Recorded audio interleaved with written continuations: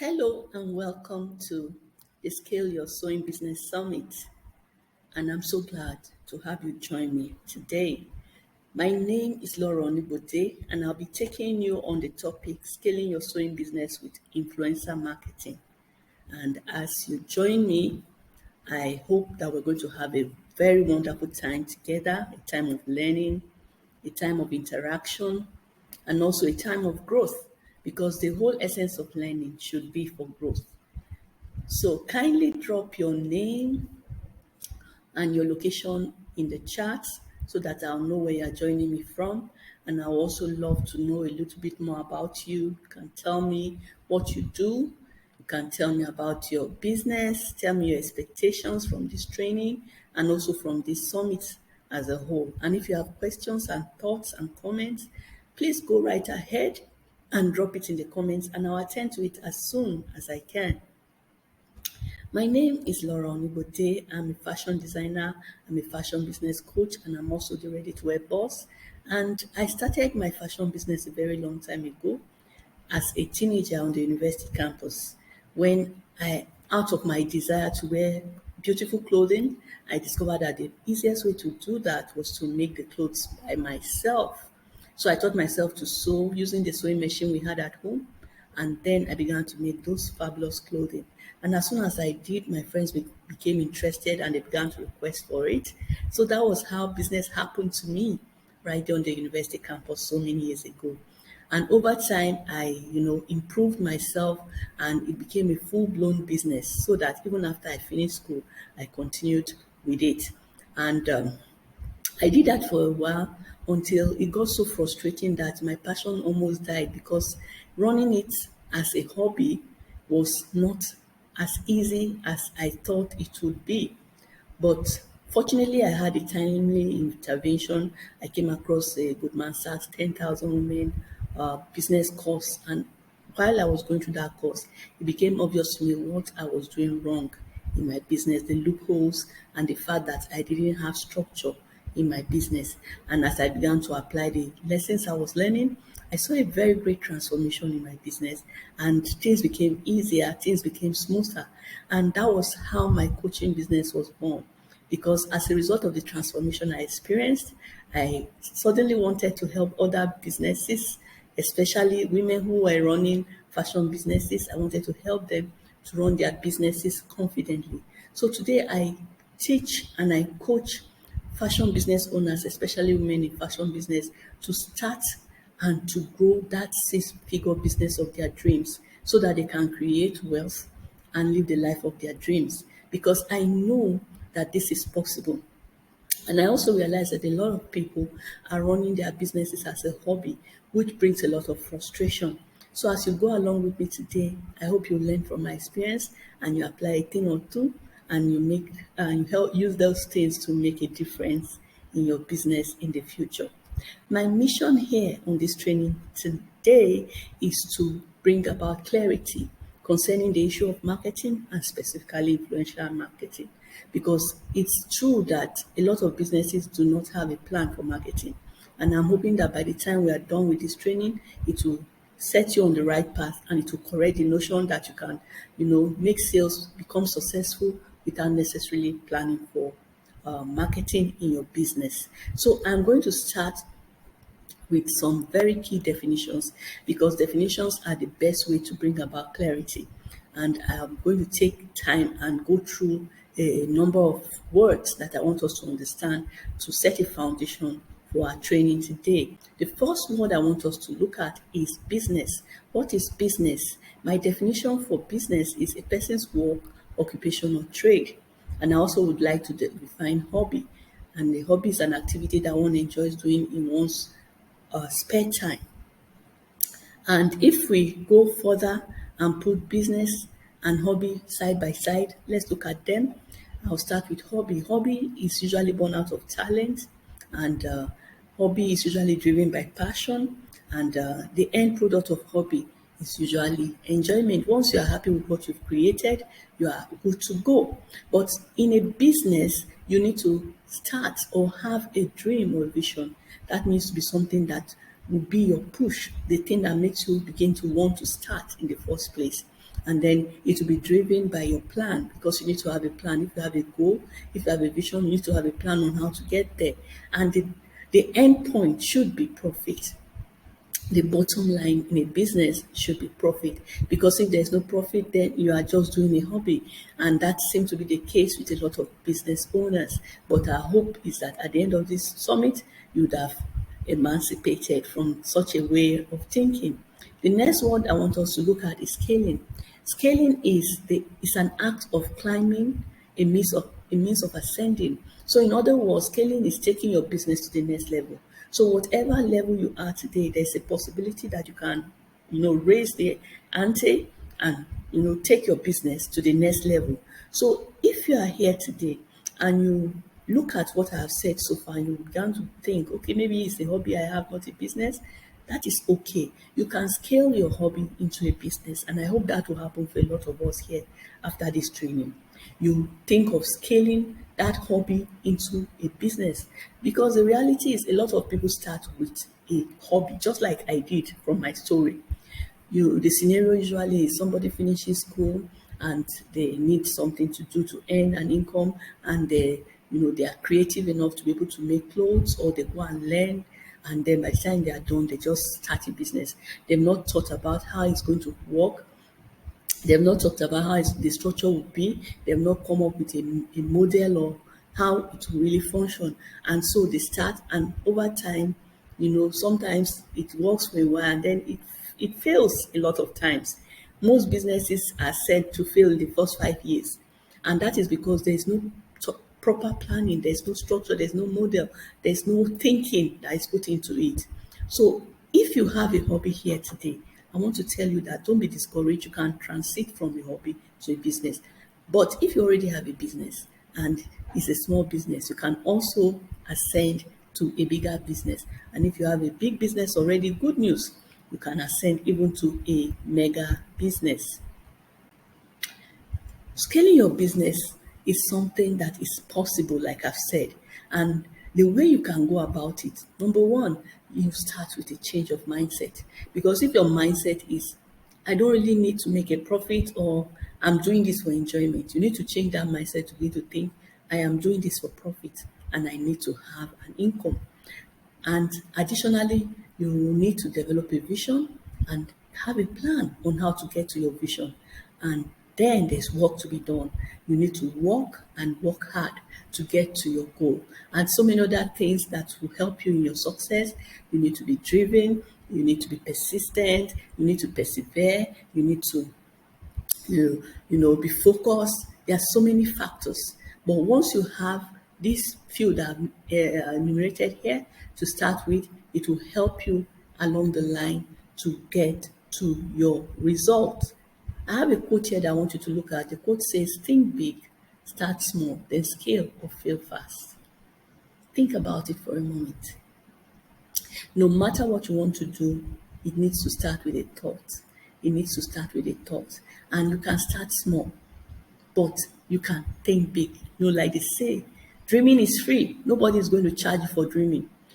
If what you have to start with now is small, you can still have your big thoughts, and then you can look for ways of scaling, or you fail fast. But I hope that nobody will fail on this journey of fashion business, and I hope that will be our portion, each and every one of us. Unfortunately, most fashion business owners lack vision and they lack a plan. And yet, these are very, very key to your business success. Most people, like I've said earlier, just started as a result of passion, a result of necessity. Maybe you got married, you want to do something to earn money, and you thought of, okay, sewing. You go and learn sewing, and then you start. You never really gave it a lot of thought. You never gave it some planning. Or you're a student, there is a strike, you go and learn how to sew and you start. There's no planning, there's no thinking. But you can change that. You can change that. Just keep up with me. And as we go further, I want us to address some misconceptions about businesses. Most of the reasons why businesses have problems are as a result of some of these misconceptions. The first one that I want us to look at is People believe that having a business plan is difficult, creating one is hard. I've talked about the issue of planning so much in the course of the training so far. And why? Because planning is so critical to success in life. Planning is so essential to anything that you want to do. You know, there's a saying that if you don't plan, then you plan to fail. If you don't plan, you plan to fail. So you need to plan so that you can succeed. So a business plan is a very critical part of your business success. And a business plan doesn't have to be complicated. I tell fashion business owners as a coach that your business plan can be as simple as getting a notebook and writing down your thoughts. Where are you today and where do you want to be tomorrow? Where do you want to be in the next 3 years? Where do you want to be in the next 5 years? Where do you want to be in the next 10 years? That can be a plan. And I usually call it the easy business plan. It's not the complicated one that has different components that you need if you want to go and get a loan or a grant. It's just something to guide you, to help you along your business path. So you can do this. Just get a notebook, get a biro, sit down, ask yourself, where am I today? What do I have? What skills do I have? What infrastructure do I have? What equipment do I have? Where do I want to be in 3 years' time? Write it down. Well, how can I get from where I am to where I want to be in 3 years' time? Where do I want to be in 5 years' time? How can I get from here to there?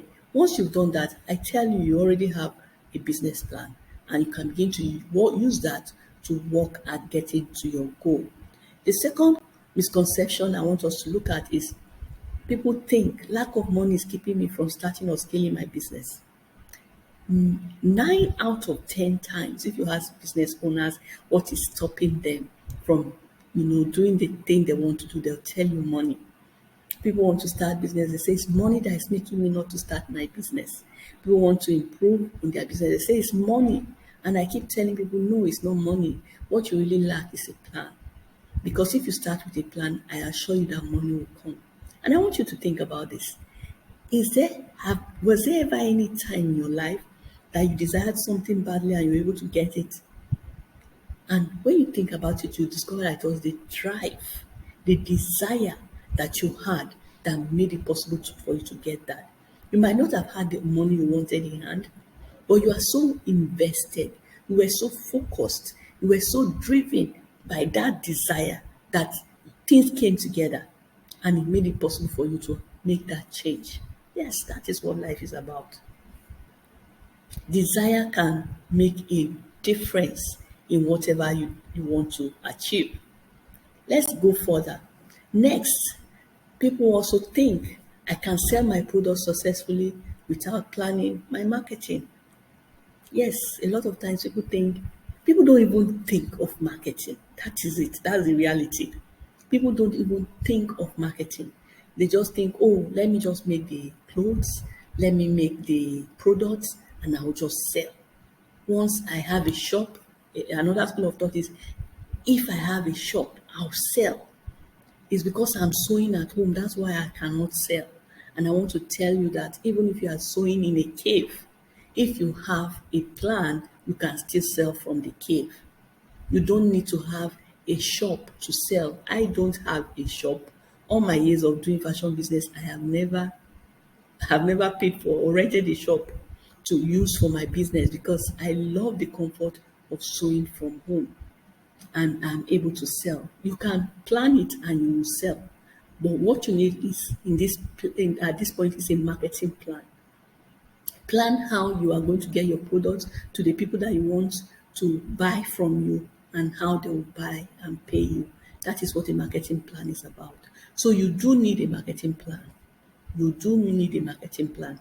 A marketing plan is very, very important to your business success. But unfortunately, most businesses do not create one. They don't even think about it because one, most businesses are run as a hobby. If I sell, it's okay. If I don't sell, it's just bad business day, and we keep going on. But if you become very focused and driven to making your sales because you have a target and you want to meet it, then you look for ways And one of the ways is creating a marketing plan. And once you are very intentional, I assure you, dear friends, that success will be closer to you. Once there's an intent, success will come closer to you. But when there's no intention, then anything will be okay.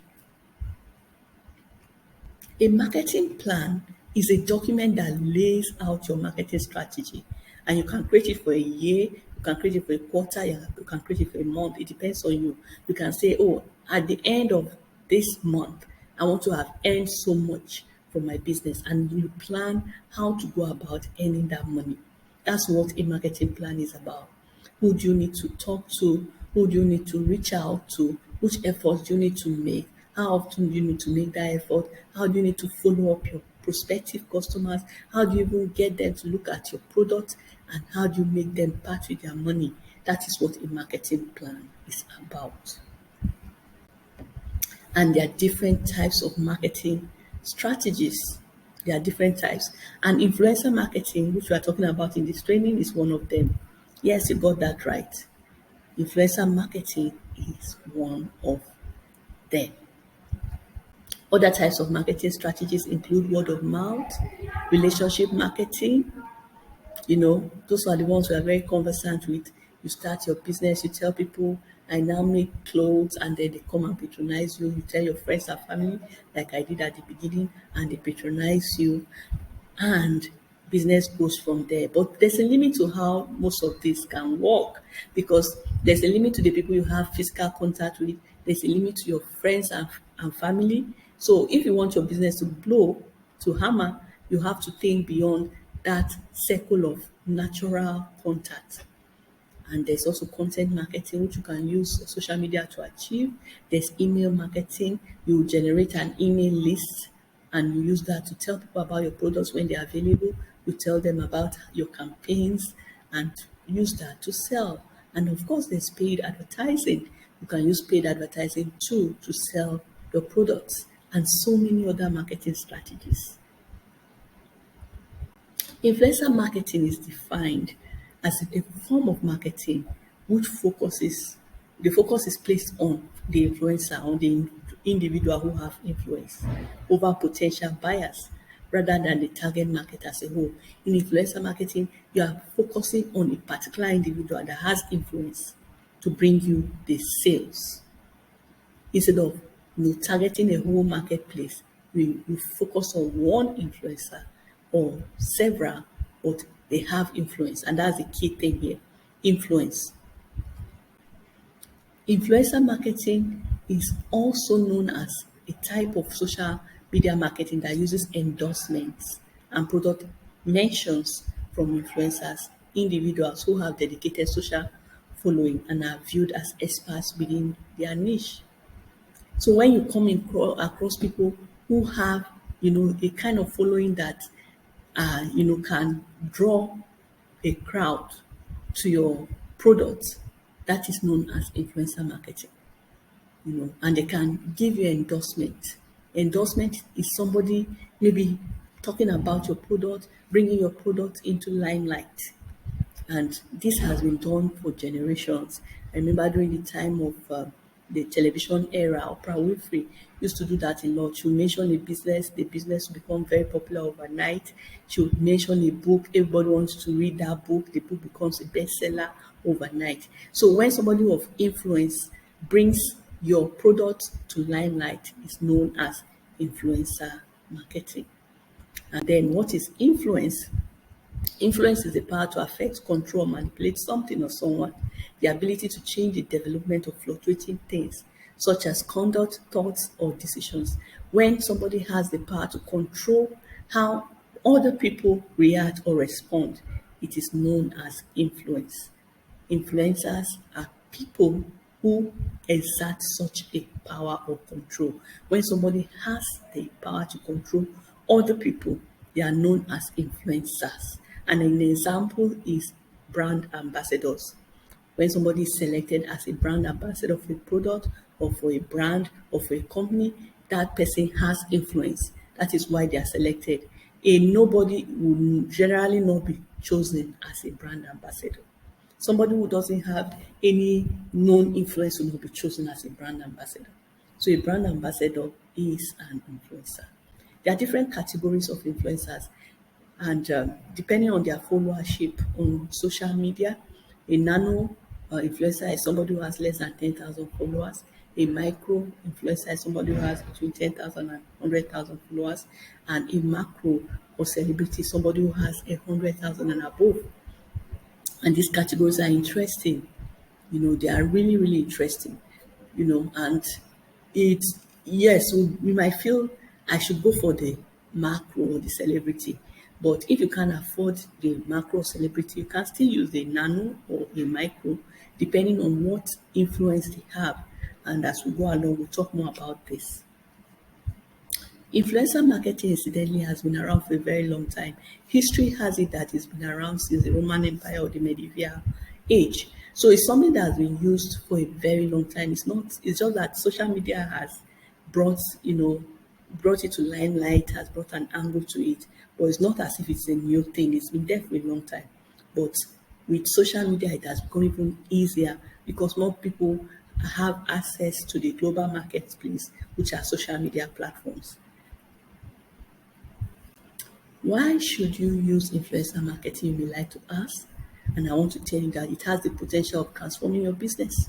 It can take you from zero to hero. It can take you from an unknown business to become a bestseller overnight. That is what it can do. It can bring massive transformation to your business. That's why you should consider it. Some of the benefits of social benefits of influencer marketing are it can attract more buyers, potential customers. And the key word here is potential customers. You see, the thing is this: when somebody influences for you, one of the things they do is they bring your product to limelight, and more people will, more eyeballs will be placed on your product. Most people will see your product, and the effect of more people see your product is that they might not all buy at that point in time, but they have been introduced to your product. So over time, they will still come back and buy, or they may still come back and buy. So you increase your possible customer base. So that is always a plus because uh, marketers generally say people need to see your product several times before they buy. So when you have introduced them to your product using an influencer marketer, the opportunity for them to buy will continue to exist over a long time. It can also lead to increased sales. More people see your product, more people will buy. It will also save you time in the long term. In that, the journey you'd have undertaken in 10 months, say, you can get that distance covered in maybe a week or two because somebody of influence may introduce your product. So in the long term, it saves you time. It increases your visibility because more eyeballs will be placed on your product. More people will take an interest in your product. More people will see your product projected to them. And in the long term, it will be cost effective because if you are able to save time, you are able to increase sales, you're able to attract more potential customers, then of course you will have a more cost effective effect on your business. How to use influencer marketing to scale your sewing business. We are hitting the nail on the head now. How do you use it? How do you use it? And I want to outline a few things that you can do. First, identify the product you want to market. Out of the many things you sell as a business, which products do you want to market? It will be advisable that you don't just go and push out so many products that will confuse your market. Although there'll be an effect on other products, even if you are just promoting one, there will be still be an effect. And then, of course, depending on the arrangement you have with the influencer, are they going to be willing to promote so many of your products all at once, or can you afford to get them to influence for you on so many products? So that's what I'm saying. Identify, let's say, a product or two that you want to market at that point. Ensure you have a good supply. There will be no use for you to promote a product and then people start demanding for it and it's not available. Is it a product that you have already in stock or you can produce quickly at a short time? Make sure it's a product that you have readily available. Then number two, understand your target audience, because you are trying to sell to a group of people. You cannot sell to everybody. Nobody can sell to everybody all at once, as long as it's not food. Even if it is food, you know, no, not everybody likes a particular meal. So when it comes to a fashion item, you can't sell to everybody. So identify the people that you are your target market, and then study their preferences, study their buying patterns, study their disposable income. These are very critical. What do they like? How do they like it? Find out their buying pattern. Are they people who buy spontaneously? Are they people who are emotional buyers? Are they people who buy trends? Are they people who buy occasionally, people buy seasonally?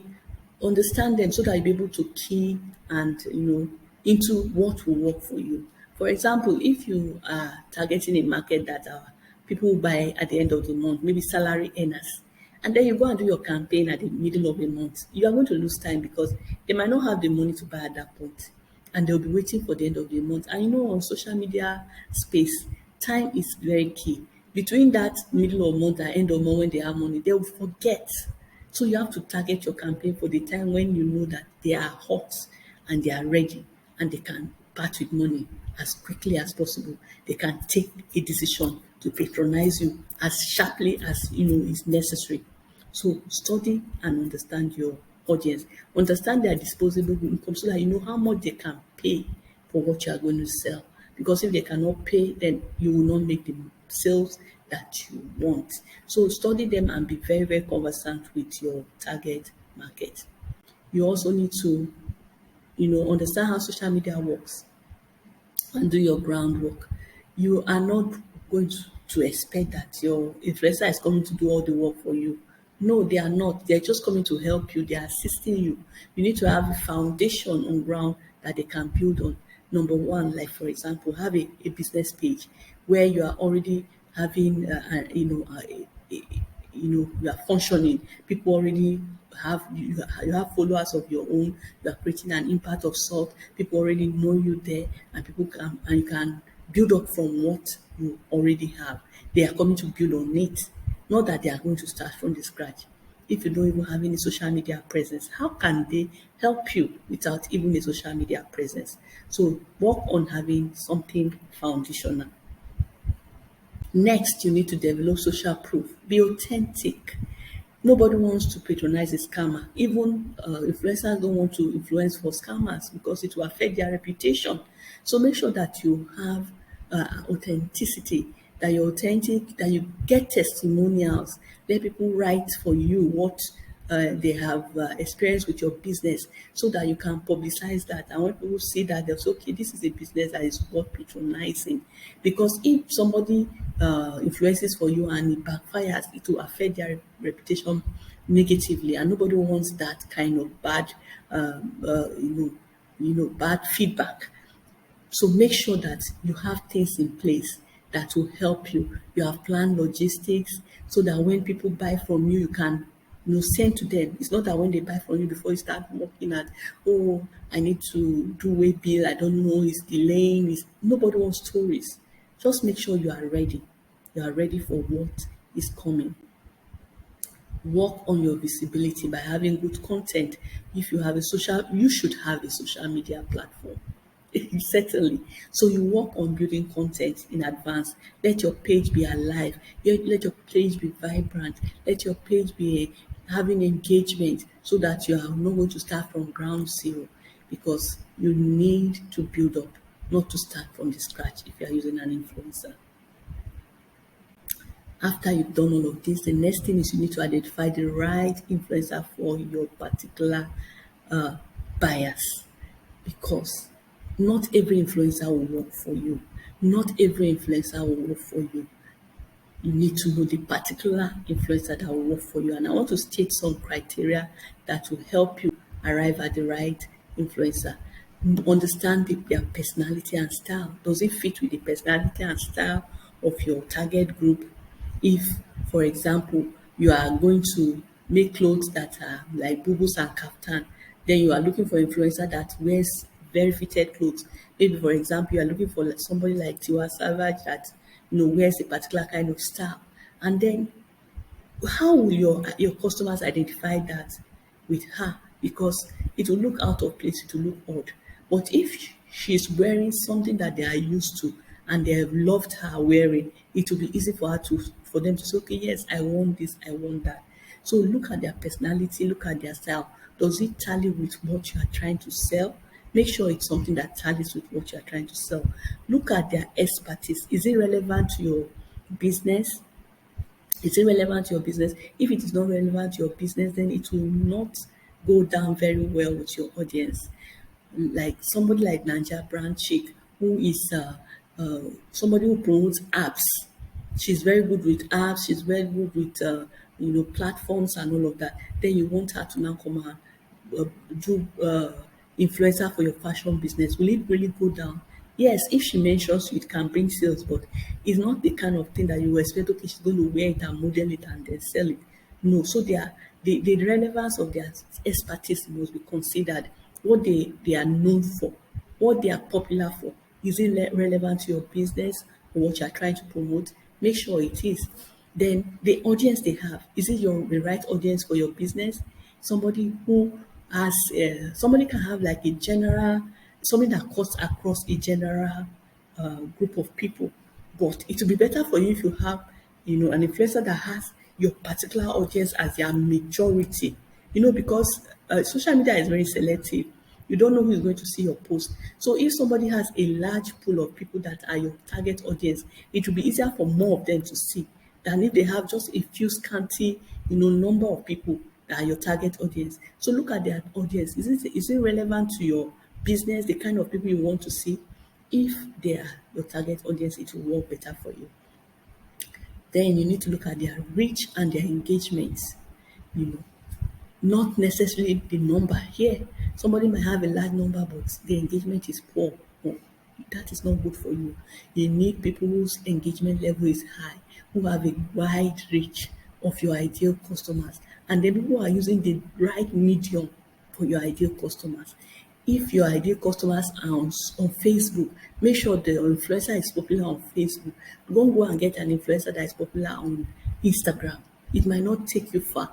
So make sure the medium is the right medium. You want your people target people are on Instagram. Then look for an influencer that is popular on Instagram too, so that you can get them easily. Have a sales goal, have a target. If you are doing all of this and you don't have a target, you will not even be able to know if you have made progress. You will not be able to know if you have had a success. So have a sales goal, have a sales target so that you can gauge, am I close to it? Did I make sales? Did I not make sales? Was it successful? A successful campaign? Was it not a successful campaign? That is what will help you to know that I did well or I didn't do well. And then next time you can improve. Always have a target. Without a target, you will not know if you made any progress. And be ready to pay for the service if necessary. And I say this because you can be lucky enough to have an influencer for free. It happens. But in a situation where that is not the case, don't go thinking people are going to do it for free for you. They might not likely do it for free. So be ready to pay and be ready to put a budget to it. That way, you even be more invested and it will even be more, be a more serious venture for you. And when we pay for things, we take it more seriously. So be ready to, if that comes to play, and that might be the likely scenario. That might be the likely scenario. Put a budget to it. So how can an influencer market for you? There are so many ways, but let me just specify these few. Number one, they can buy from you. And how can this be? If your product is good, if you market your product well and it's available in locations that influencers might likely patronize, you can get somebody to buy without you paying them anything extra. They just pay for the product and they wear it. There was an instance recently I saw that a fashion designer was gushing and rejoicing that Chimamanda Adichie, the author, wore her outfit to an event and she was so excited. You know, Chimamanda Adichie wears Nigerian designers a lot. So you can imagine that wonderful uh, privilege she had, that she bought her clothes and wore. So it can happen to you too. If you brand well, if you package well, and you are using the right location or the right platforms, somebody important might buy from you and and it can cause a lot of influx of target audience to see what you are doing, and it can bring sales for you. Number two, they can model for you and you pay them, or by arrangement of some sort. I know some celebrities wear clothes and there's an arrangement, people, designers meet with them. So they can model for you and that will be bring influence. Imagine, one popular musician or something, maybe Simi the singer, wears my outfit. You know how it is. It will bring a lot of visibility to you and they give you credit for that. Isn't that an amazing opportunity? And they can also mention you. Mentioning you on social media and saying something about your brand, saying something about your product can bring a lot of influence on your product. So those are some of the ways that an influencer can market for you. And each of these is, you know, an amazing opportunity if you ever have it. Having us said so much about influencer marketing, I hope you're excited and I hope you are beginning to think of ways of using this to boost and to scale your business. And I want to encourage you to keep dropping your comments, keep dropping your thoughts, keep dropping your questions, and I will soon come to them. Influencer marketing is a great and a major opportunity to scale your business, but it is not a magic wand. I need to state this disclaimer so that you don't think that, oh, once I get an influencer to influence for me, my business is resolved and it's settled for life. No, it's not. It can be a major break, but it depends on you a lot. You need to have a foundational groundwork you have done that will help it to work. Don't think an influencer will come with magic and just wave your a wand and everything will transform.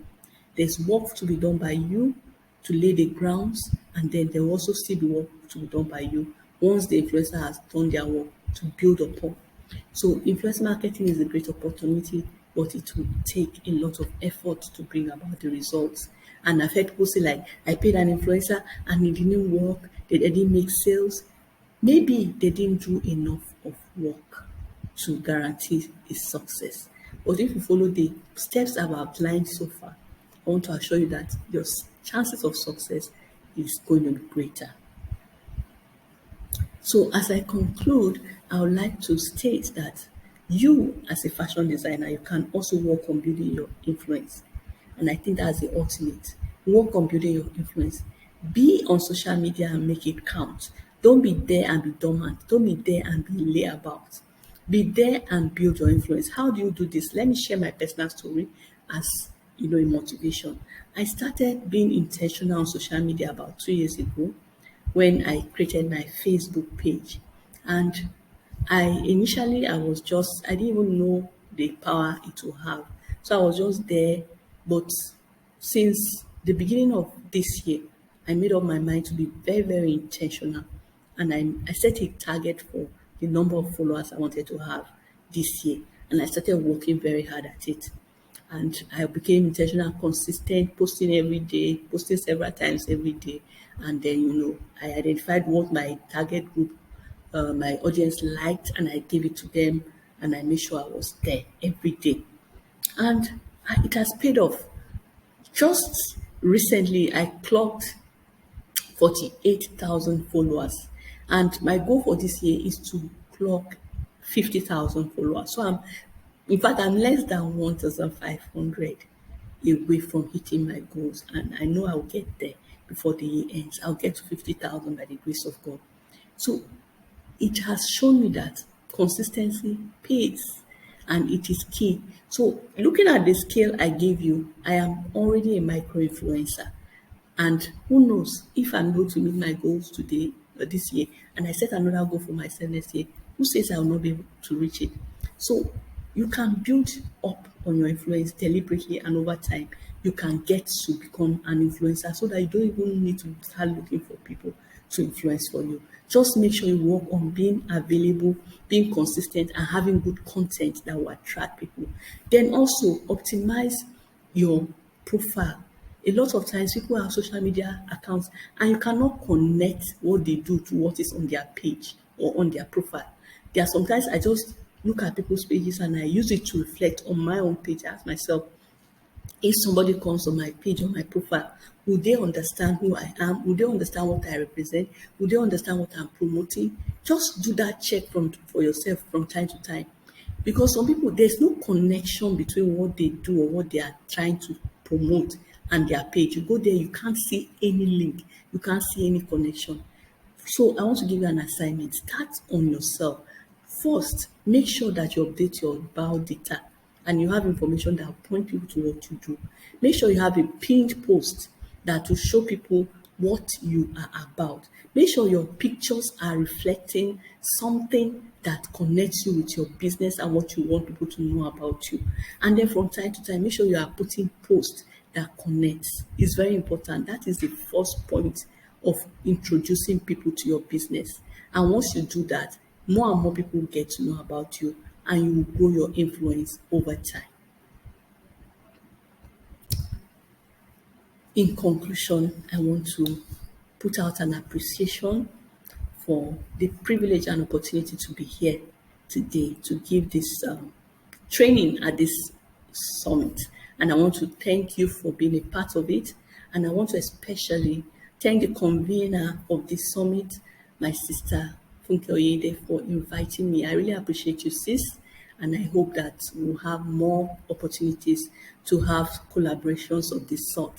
Thank you so much. I appreciate each and every one of you. And I want to encourage you, if you'd like to connect with me further, these are my links. You can connect with me on Facebook at Laura Onigbode, at Laura Onigbode on Instagram, and also the Ready to Wear boards on YouTube. And I'm so grateful for this opportunity. And now it's time for questions and answers.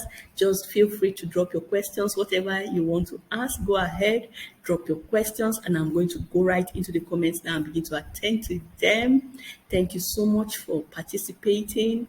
Thank you so much for giving me out of your precious time. Time is so precious today, and you're giving so much out of your precious time. And I hope you've gotten value. I hope it is worth your while. And I am going to look forward to more times like this in the future with each and every one of you.